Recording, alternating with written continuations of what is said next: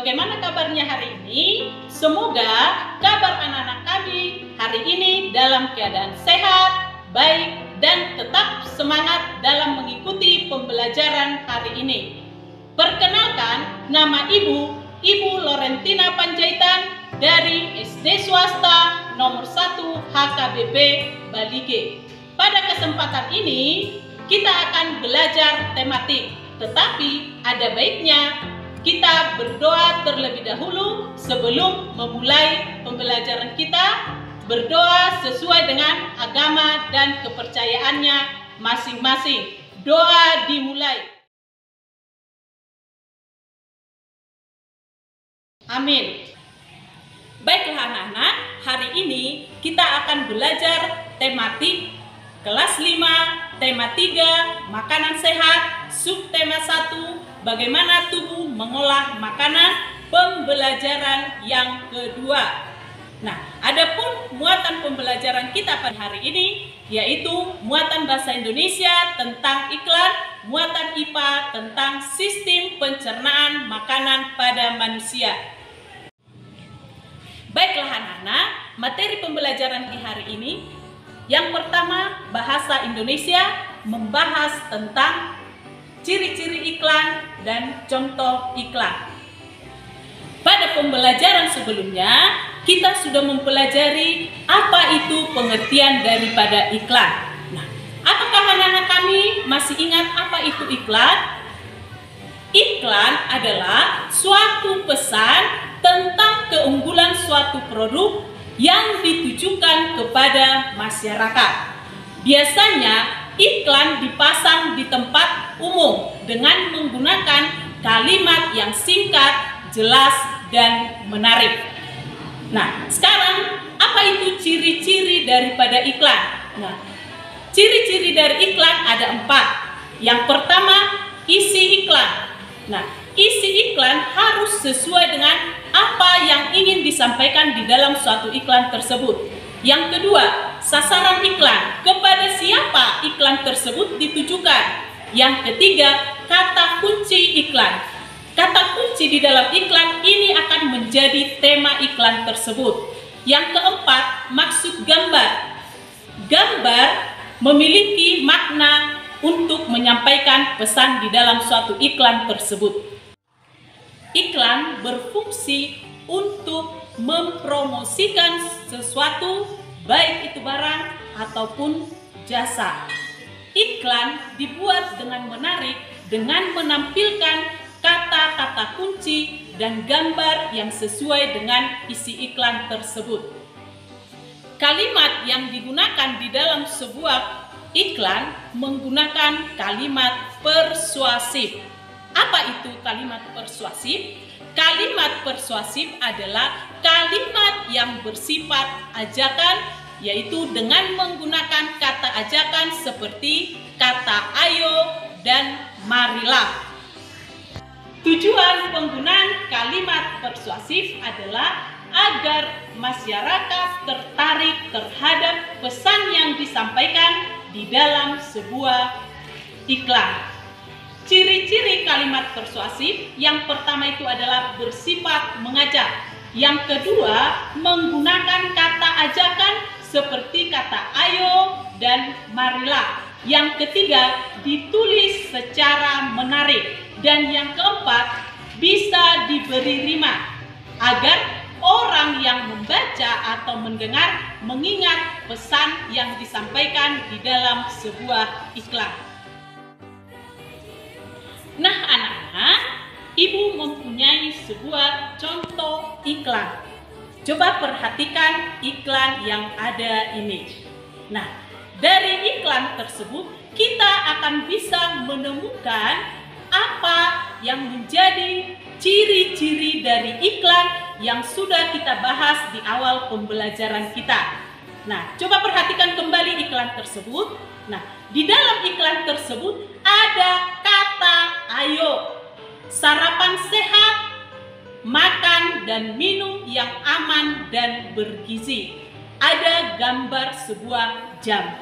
Nah, dari iklan tersebut kita akan menemukan apa yang menjadi kata kunci dari iklan tersebut. kepada siapa ditujukan iklan tersebut, dan apa maksud dari gambar yang disampaikan oleh iklan tersebut. Nah, kita perhatikan kembali. Nah, apa yang menjadi kata kunci di dalam iklan tersebut? Coba anak-anak kami temukan. Nah, yang menjadi kata kunci dari iklan tersebut adalah sarapan sehat. Nah, kata yang mengajak terdapat di dalam iklan tersebut, yaitu kata ayo. Nah, kita diajak untuk sarapan sehat. Nah, kemudian kepada siapa iklan tersebut ditujukan? Iklan tersebut ditujukan kepada masyarakat. Nah, di sini, gambar di sini berarti kita harus sarapan sebelum jam 9 pagi. Nah, sarapan sehat itu berarti sarapan kita itu atau makanan yang kita makan harus yang bergizi. Nah, apa maksud dari gambar yang terdapat di dalam iklan tersebut? Maksudnya adalah supaya kita makan sebelum jam 9 pagi. Itulah anak-anak pembahasan kita tentang iklan, ciri-ciri iklan, dan contoh iklan. Makanan yang kita makan, minuman yang kita minum akan dicerna di dalam tubuh kita. Materi kita yang kedua, ilmu pengetahuan alam, sistem pencernaan makanan pada manusia. Manusia membutuhkan makanan sebagai energi atau sebagai tenaga. Makanan yang kita makan harus makanan yang sehat dan bergizi. Makanan sehat dan bergizi dapat kita temukan di dalam makanan 4 sehat dan 5 sempurna. Apa saja itu makanan 4 sehat dan 5 sempurna? Nah, yang pertama itu ada nasi. Nah, yang kedua ada lauk pauk. Lauk pauk ini contohnya ikan, daging, telur, tahu, tempe. Yang ketiga adalah sayuran. Nah, contoh sayuran ada bayam, kangkung, wortel, brokoli, dan masih banyak lagi contoh sayuran yang bisa anak-anak kami sebutkan. Yang keempat itu ada buah-buahan.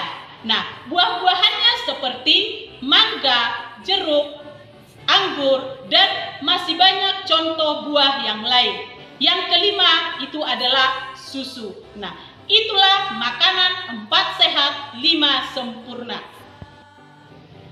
Jadi, makanan 4 sehat, 5 sempurna yang sudah Ibu sebutkan akan diolah di dalam tubuh kita dengan bantuan alat pencernaan. Apa saja alat pencernaan pada manusia? Alat pencernaan makanan pada manusia yang pertama adalah mulut, yang kedua kerongkongan, yang ketiga lambung, yang keempat usus halus, yang kelima usus besar, dan yang terakhir adalah anus. Sistem pencernaan makanan pada manusia berfungsi untuk menghancurkan makanan yang masuk ke dalam tubuh. Makanan yang semula berbentuk kasar akan berubah menjadi bentuk halus dengan bantuan enzim dan gigi. Pencernaan makanan pada manusia ada 2 jenis. Yang pertama, pencernaan secara mekanis. Yang kedua, pencernaan secara kimiawi. Pencernaan mekanis dilakukan dengan bantuan alat pencernaan. Pencernaan mekanis terjadi di dalam mulut dan lambung. Pencernaan kimiawi dilakukan dengan melibatkan enzim-enzim pencernaan. Pencernaan kimiawi terjadi di dalam mulut, lambung, dan usus. Jadi anak-anak, itulah tadi pencernaan makanan pada manusia, yaitu pencernaan secara mekanis dan pencernaan secara kimiawi. Selanjutnya kita akan membahas tentang bagaimana sistem pencernaan makanan pada manusia. Sebelumnya, Ibu sudah menjelaskan tadi apa saja alat-alat pencernaan pada tubuh manusia. Yang pertama, mulut, yang kedua kerongkongan, yang ketiga lambung, yang keempat usus halus, yang kelima usus besar, dan yang terakhir adalah anus. Nah, sekarang kita akan mengurutkan sistem pencernaan makanan. Yang pertama, mulut. Makanan masuk ke dalam mulut, di dalam mulut terdapat rongga mulut, gigi, air liur. Makanan yang dikunyah di dalam mulut dibantu dengan air liur. Dari mulut, makanan akan masuk ke kerongkongan, kemudian dari kerongkongan, makanan masuk ke lambung dan dicerna di dalam lambung. Dari lambung, makanan akan masuk ke usus halus. Di dalam usus halus akan terjadi penyerapan sari-sari makanan. Dari usus halus akan dilanjutkan ke usus besar. Di dalam usus besar terjadi penyerapan air. Kemudian dari usus besar, sisa-sisa makanan akan dikeluarkan ke anus melalui BAB atau buang air besar.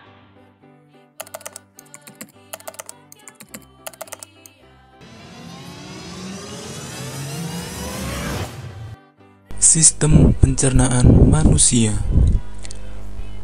Pencernaan manusia terjadi ketika makanan berada di dalam mulut dan dicerna oleh organ-organ pencernaan yang spesifik. Makanan yang kita makan dicerna melalui saluran yang spesifik yang dimulai dari rongga mulut dan berakhir di anus. Saluran ini disebut dengan saluran pencernaan.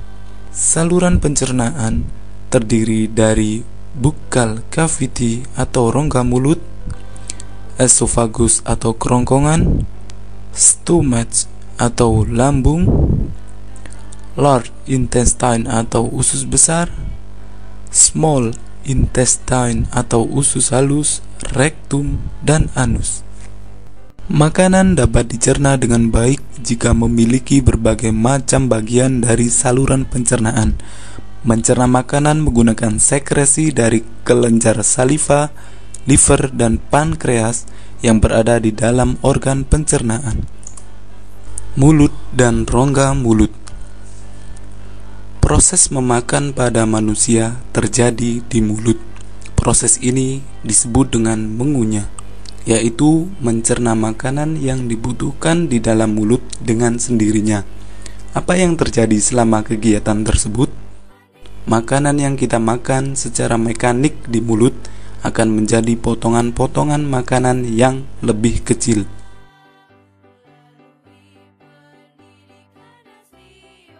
Kelenjar ludah pada makanan. Selama proses mengunyah, makanan bercampur dengan saliva atau ludah. Saliva mensekresi dari kelenjar saliva yang terletak di depan telinga dan di antara kedua sisi apeks lidah.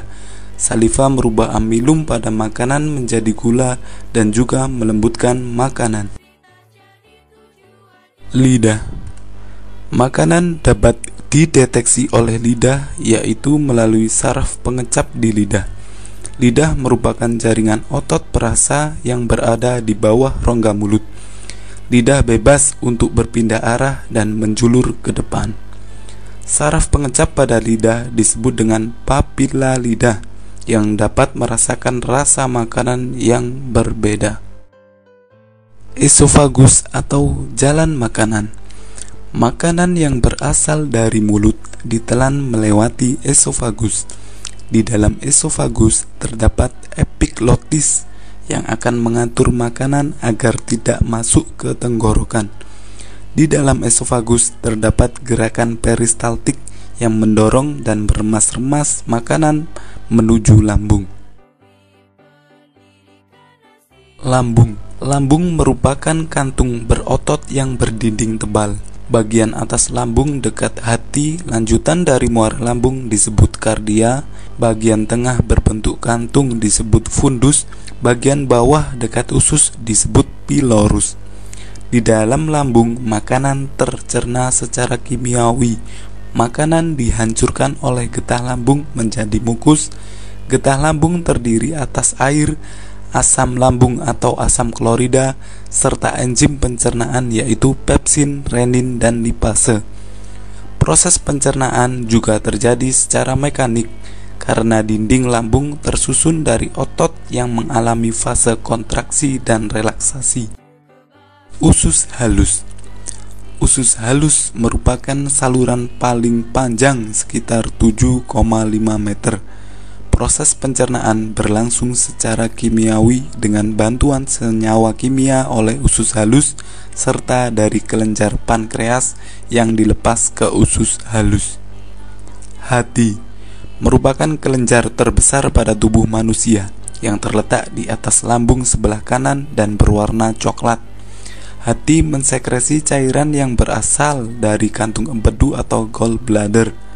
Kantung empedu berwarna kehijauan yang berfungsi mengemulsi lemak dan menetralkan asam. Pankreas. Pankreas berbentuk seperti daun dan berwarna keabu-abuan yang terletak di bawah lambung.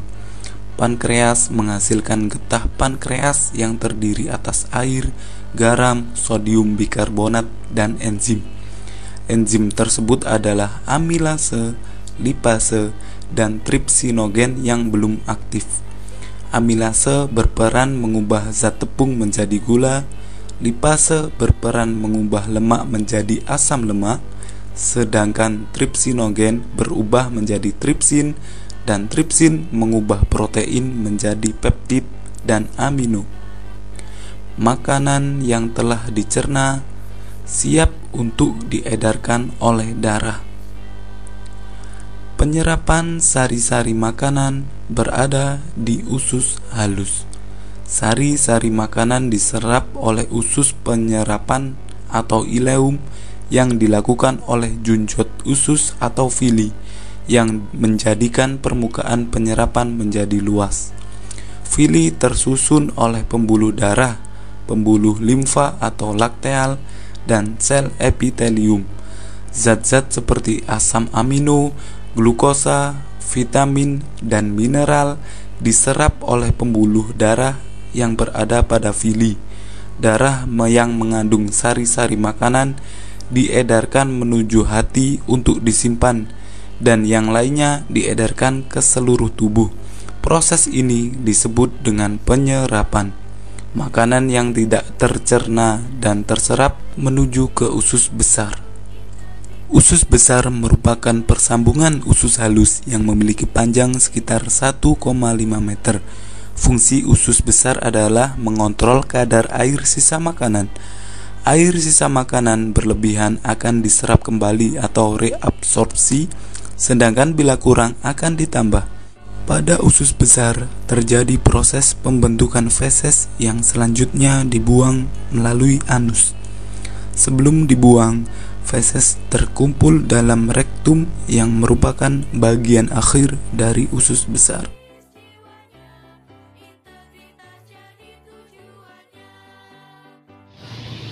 Itulah pembahasan kita tentang sistem pencernaan makanan pada manusia.